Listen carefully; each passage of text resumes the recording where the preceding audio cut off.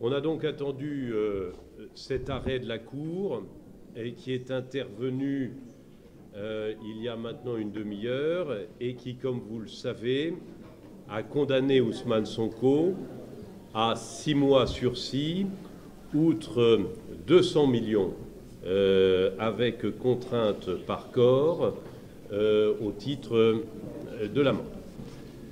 Ce que je veux vous dire, c'est que, une nouvelle fois, la justice sénégalaise a statué avec indépendance et mesure. Indépendance puisque elle n'a pas suivi les réquisitions du parquet général, qui demandait une peine plus forte. Mesure, puisqu'on s'est limité aux 6 mois sursis, c'est-à-dire à la jurisprudence qui, d'ores et déjà, avait condamné des journalistes qui avaient indiqué que le ministre avait été épinglé par un rapport, alors que c'était faux. C'est-à-dire que les juges, aujourd'hui, ont ni plus ni moins inscrit leur arrêt dans une jurisprudence préexistante, de telle sorte qu'en aucune façon on ne pourra dire que l'arrêt rendu aujourd'hui est un arrêt politique pour des causes politiques, mais au contraire un arrêt qui suit un droit fil jurisprudentiel. Alors, évidemment, c'est une décision mesurée, mais qui est tout de même très lourdement sanctionnatrice, puisque nul n'ignore qu'en vertu des dispositions des articles L29, 30, etc. du Code électoral, les conséquences pour la vie politique à venir d'Ousmane Sonko sont lourdes. Mais c'était inévitable, eu égard à la posture qui a été la sienne depuis le jugement qui l'avait très modérément condamné. Il en a formé appel et il n'est pas venu devant la cour d'appel. Mais plus grave que cette posture paradoxale est la posture qui a été la sienne hier à 22 heures, lorsque, pendant près de 50 minutes, il a pris la parole pour principalement porter à nouveau des injures et des outrages. Concernant qui? Plus grave que les injures et les outrages précédents, c'étaient des injures et des outrages concernant les juges, puisqu'il leur a indiqué, par voie des médias,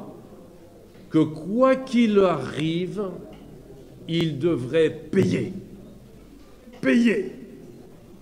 les décisions de justice qu'ils allaient rendre, payer les décisions de justice qui avaient été rendues. Ça, c'est ce qu'on appelle un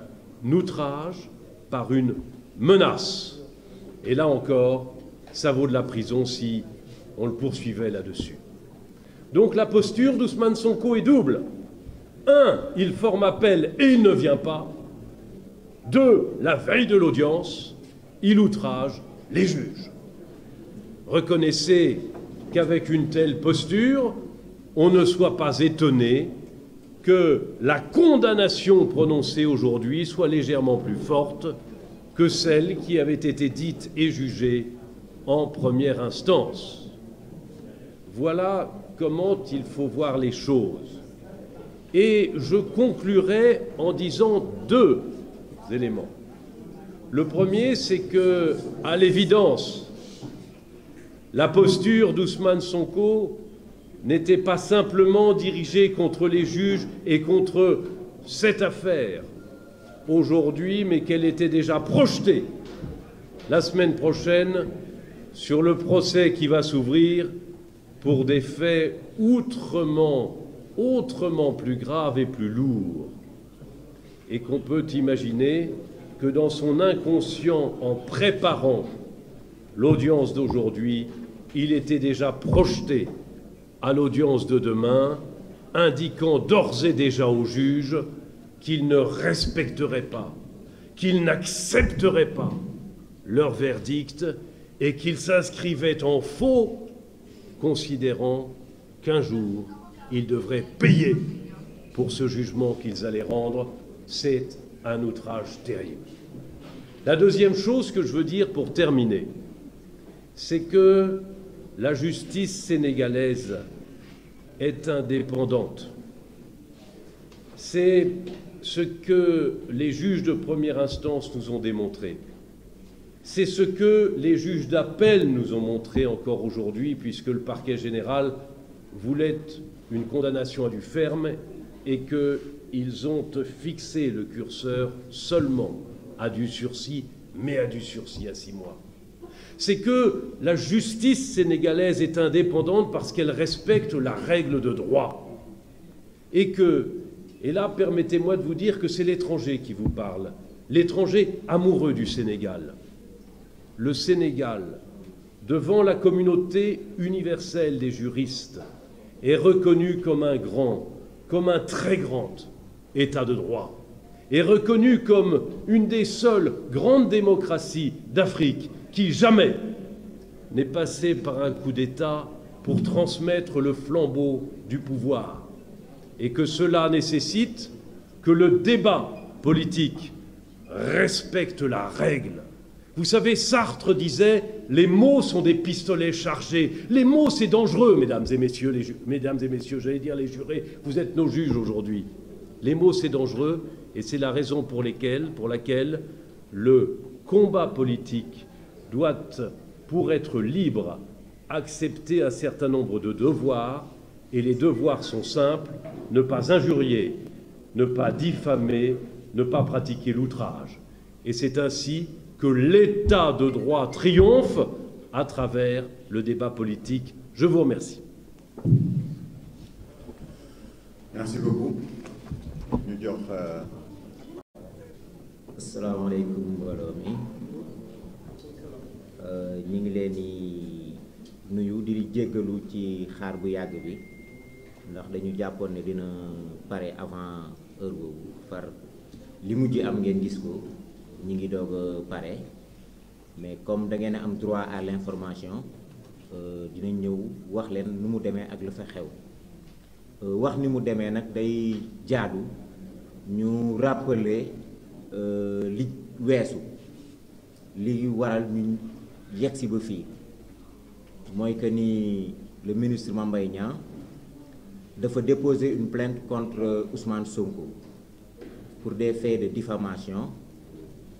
faux usage de faux, injure publique. Et enquête bi ñëw ba ñu dem jugement wu 30 mars. Le 30 mars tribunal de grande instance bu Dakar àtte ne toppul Ousmane Sonko wàllu injure saaga, topp ko wàllu faux et usage de faux, mais da koy topp ci wàllu diffamation ci yëkkati daanu 2 mois avec sursis teg ko ci kawam, jël 200 millions ndàmpaay jox ko le ministre Mame Mbaye Niang. Bi loolu amee procureur de la République mi jàpp ne moom ni ñu àttee méngoowul ak li mu laajoon, ndax ku ne xam na ni dafa laajoon 2 ans d'emprisonnement ferme, moom dafa def appel. ñun ñi nga xam ne ñooy layal Mame Mbaye Niang ñu jàpp ne li ñu laajoon joxuñu ko, ndax ku fa ñëw xam nga ne dañu laajoon des dommages et intérêts de 29 milliards ñu def appel. moom it Ousmane Sonko xëy na mi jàpp ne àtte bi méngoowul ak li mu bëgg mu def appel. kon tey ñetti appel yooyu lañ doon àtte. li ñu remarqué yéen ñëpp ngeen remarqué doo ko ak ñun mooy moom donte ne def na appel tey ñëwul teew ci appel bi. yoon nag dafa ne boo defee appel ñu convoqué la nañ la waree convoqué ñëwoo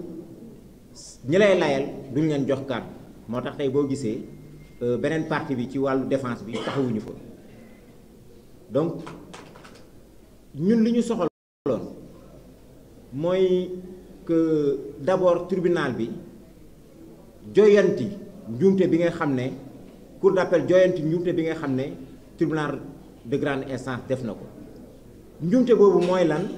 mooy ñun dañu jàpp ne infraction faux usage de faux lu am la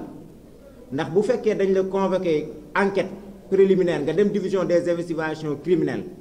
yóbbu fa ay documents yóbbu fa ay constat d'huissier pour firndeel loo xam ne nekkul dañuy jàpp ne loolu ci wàllu yoon mooy faux te yow comme yaa ko jëfandikoo yaa amoon yéene joxe ko yoon pour wane ne li ngay wax dëgg la kon usage de faux nga mooy jëfandikoo nga ko donc loolu moo doon suñu mébét bu njëkk. mébét bi ci topp mooy wàllu saaga injure bi nga xam ne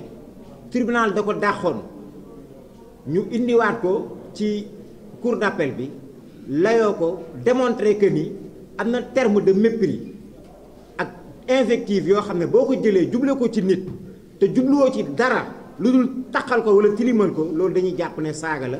et cour d'appel may na yoon ñu tey occasion ñu démontrer waat ko fa. ci wàllu diffamation bi tamit lii tribunal àtte am na luñ ci ànd am na loo xam ne ànduñ ci ndax diffamation du ne rek ne waa ji coupable na mais dafa laaj daan bi nga xam ne diffamation moom la laaj nga daan ko te ñun dañuy jàpp ne article 260 code pénal daan bi nga xam ne moom la prévoir ci wàllu diffamation bi ñu mel juge bi appliqué wu ko am na ci droit ci benn anam mooy su jàppee ne ki nga xam ne moom mooy layoo am na ay circonstances atténuantes am na loo xam ne mën nañ ci sukkandiku pour jéggal ko ñun ñu jàpp ne Ousmane Sonko ci procès bi ci li ko jotee ak Mame Mbaye Niang amul benn yoon bu mu wone réccu amul benn yoon bu mu wone ne moom juum na nangu na juumte gi nangu na jéggalu amul benn yoon bu mu wone ay dispositions ay prédispositions yoo xam ne yoon gi koy àtte lépp lu mu ko teg dina ko nangoo wala lépp loo xam ne mooy wàccuwaay yoon boobu dina ko jox kon kooku yoon waru ko may circonstance atténuante donc lii moo waraloon tey suñu dajee ak cour d'appel lii lañ fa yóbbu woon bi ñu paree cour d'appel retiré wu na pour délibérer au bout de 2 heures de temps ñëw nañu jox ñu àtte bi mooy dëggal nañ àtte bu njëkk bi ci benn fànn mais am na beneen fànn boo xam ne àtte bu njëkk bi dañ koy teggi fànn bi ñu dëggal àtte bu njëkk bi mooy wàllu diffamation bi diffamation mooy tuumaal nit wala duudal nit loo xam ne jubluwoo ci lu dul yàq deram amul loolu cour d'appel tribunal nangu woon na ko cour d'appel dëggal na ko mooy diffamation boobu am na mais leneen li nga xam ne dañ ko doon jooytu ci wàllu diffamation mooy daan bi nga xam ne moom lañ ci war a teg mooy daan bi 260 prévoir daan boobu cour d'appel jël na ko daan Ousmane Sonko juróom-benni weeri kaso yoo xam ne du ko tëdd ci wàllu injure bi tamit cour d'appel infirmé na jugement bu njëkk bi mooy weddi na jugement bu njëkk bi ne wax dëgg yàlla li nga xam ne moom mooy kàddu yi mu yëkkati jublu ko ci Mame Mbaye Niang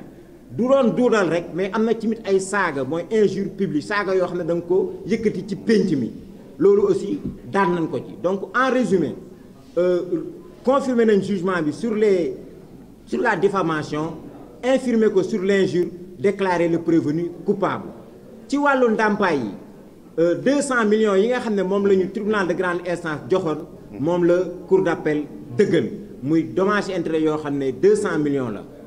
commentaire global bi ñu ci jox bi ñu ci am mooy peut-être satisfaction mitigée la